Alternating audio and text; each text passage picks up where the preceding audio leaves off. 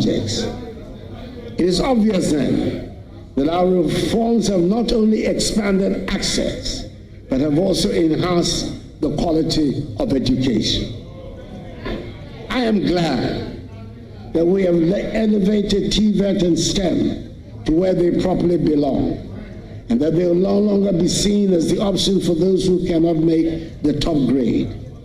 We have embarked on the development of 20 STEM centers and 10 model STEM senior high schools across the nation, and also constructed 186 new science laboratories nationwide.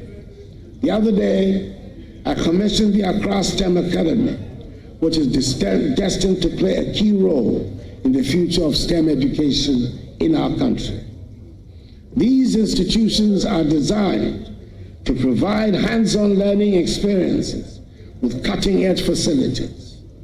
From coding to robotics, our students are being prepared for the demands of the 21st century. It has not been without challenges, but the results are evident.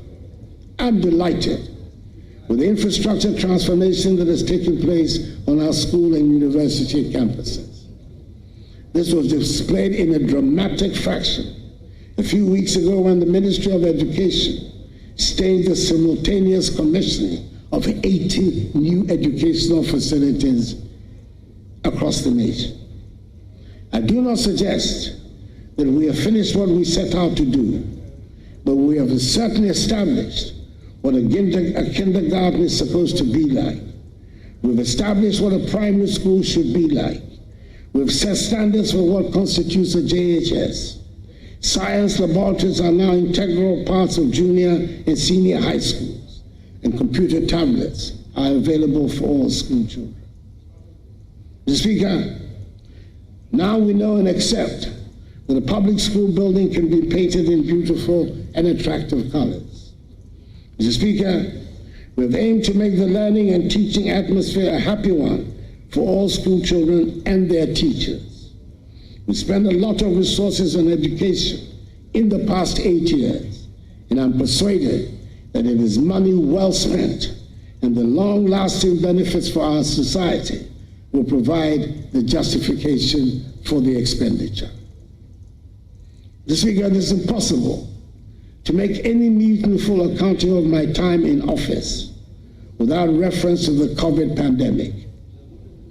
With the passage of time, it is easy to play down the extent of the catastrophe that brought our world to a thundering halt and brought wild animals to lounge on highways.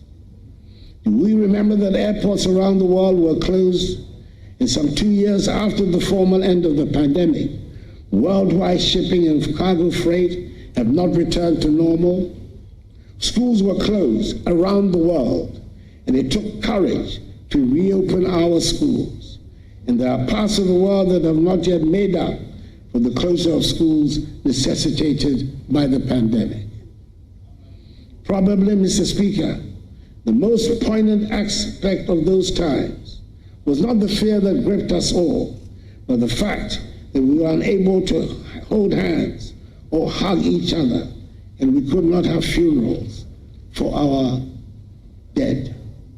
It is worth emphasizing the point that with the help of the Ghanaian people and the guidance of the Almighty, we managed the pandemic in our country to the admiration of the whole world. Indeed, during the COVID-19 pandemic, Ghana emerged as a leader in Africa, managing the crisis with a balanced approach that prioritized lives and livelihoods. We were among the first countries on the continent to secure vaccines and roll out a comprehensive vaccination program. The establishment of our own vaccine manufacturing facility under the supervision of the National Vaccine Institute, a body created by Act of Parliament in collaboration with international partners, is a testament to our resolve to build resilience in our healthcare system. In the spirit of transparency and accountability, a parliamentary audit was conducted on the accounts relating to COVID-19 expenditures. reflecting my government's attachment to accountability and the effective stewardship of public resources during a time of crisis. However, the consequences of the COVID-19 upheavals on all aspects of our lives have gone way beyond what anyone could have imagined, and we're still dealing with the effects on the economy. But let me first deal briefly with the effects on the health sector. This pandemic showed up some of the alarming shortcomings of our health delivery system, and we've strived to seek remedies to ensure that we're reasonably prepared to meet the next emergencies. The most important intervention is the Agenda 111 project we have embarked upon that aims to place a hospital in every district. Out of the 101 district hospitals and 2 psychiatric hospitals on the project list, there are 99 district and 2 psychiatric hospitals where contractors are deployed and work is in progress. I'd hoped that construction would be completed on all of them, but that, alas, was not to be. I'm pleased to report that on December 5th, I had the utmost pleasure to commission 3 of the district hospitals.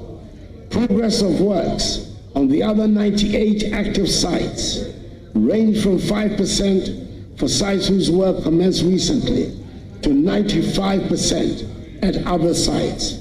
I'm hoping that the incoming Mahama administration will ensure that the project is completed to put our health infrastructure on a sound footing. Furthermore, we launched the National Ambulance Services Revitalization Program, increasing the number of ambulances from 55 barely functioning ambulances to over 300, ensuring timely emergency response and saving countless lives. The strides in healthcare reflect our collective commitment to build a system that prioritizes the dignity, health, and well-being of every Ghanaian. Furthermore, we've revived the National Health Insurance Scheme, which at one point before I came into office appeared to be reverting to the days of cash and carry. The number of subscribers has risen from 10.6 million in 2016 to 17.9 million at the end of 2023. With the renewal of subscriptions being facilitated by a tap on the mobile phone and the scope of the scheme being broadened to include treatment for sickle cell disease, kidney dialysis, and childhood cancers. Mr. Speaker, our economy took a bigger hit from the COVID-19 pandemic and the ensuing consequences than had been anticipated. And in 2021 and 2022, we were in unaccustomed trouble. Our economy, which in my first term had been widely acknowledged to have performed creditably, marked by the longest period of single-digit inflation, 7% average GDP real growth rate, and strong external balances, was on its knees. The government's difficulties in Parliament, with the slimmest of majorities, gave the impetus to the international rating agencies to trash us on their assumption that we would struggle to get financial policy measures passed through the legislature. We faced the problems we encountered with equanimity, took a deep breath, and decided to apply for an IMF-supported program, dubbed Post-COVID-19 Program for Economic Growth, PCPEG, in the middle of 2023. The implementation of the program so far has gone well, even as it has been challenging. We have passed successfully through 3 successive reviews of program implementation by the IMF board, with the most recent review approved on 2nd December 2024, leading to the disbursement of 360 million United States dollars. The fund has therefore disbursed a cumulative 1.9 $6.2 billion United States dollars to date. At the moment, I'm able to say with confidence that the crisis is over, that the economy has recovered strongly and faster than projected.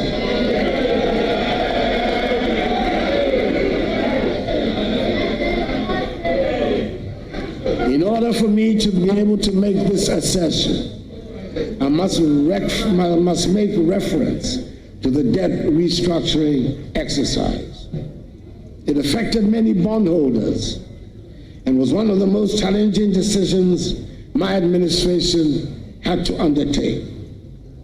It was not a choice made lightly, as we were acutely aware of the personal and financial hardships it would impose on individuals, families, and institutions across the country.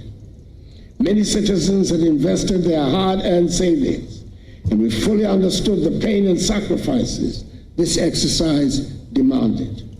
However, it became evident that without such bold and decisive action, our economy would have faced an even greater crisis with far-reaching consequences for every Ghanaian. This restructuring was essential to address unsustainable debt levels and to create the fiscal space needed to stabilize the economy and lay the groundwork for future growth. It was critical in ensuring that Ghana could meet her financial obligations, regain the confidence of international and domestic investors, and restore our economic credibility.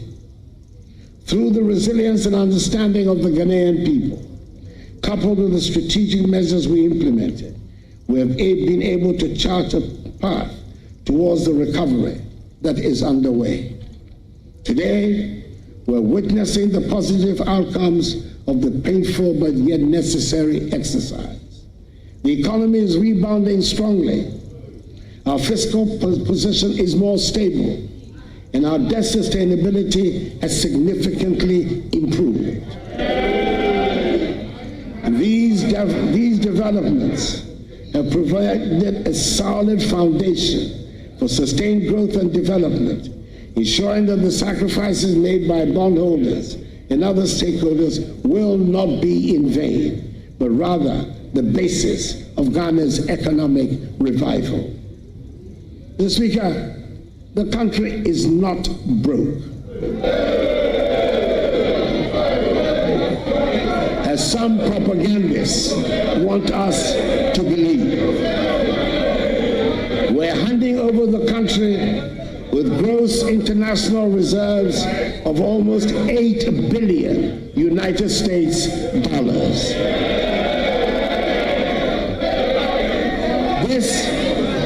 This is more than the $6.2 billion United States dollars of gross international reserves my administration inherited in 2017. Economic growth. The noise will not shut out the statistics. And I intend to put the statistics on the record of Hansard, no matter the amount of noise.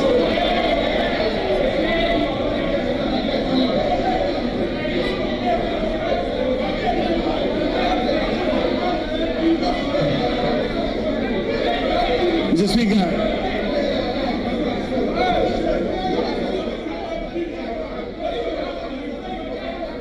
Mr. Speaker, economic growth. Honorable members, the level of interruption is high. Please, honorable members,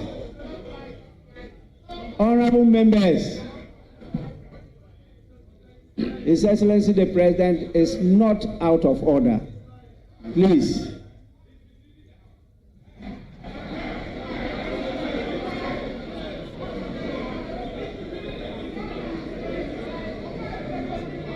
Honorable members, your statistics might be different from his, but that doesn't mean he's misleading the House. is in order. Please, Your Excellency, continue. The statistics cannot be different. There's only one set of statistics that the whole. It cannot be different. Your Excellency, truth is indivisible. Truth is indivisible. Is one and one only. Your Excellency, Thank you very much. as an accomplished member of Parliament, you are out of order. Thank you. Mr. Speaker, economic growth has also returned to the pre-COVID trajectory with an impressive growth rate, rising from 4.8% in the first quarter of 2024, 7% in the second quarter, and 7.2% in the third quarter. It is projected that this year's growth rate will be 6.3%, significantly higher than the 3.4% my administration inherited in 2017. The growth of the economy is further reflected in the growth of private sector credit. Private sector credit in nominal terms grew by 28.87% in October 2024, compared to the negative 7.5% growth recorded in the same comparative period of 2023. In real terms, growth in credit to the private sector improved to 5.5% compared to a contraction of 31.6% recorded in October 2023.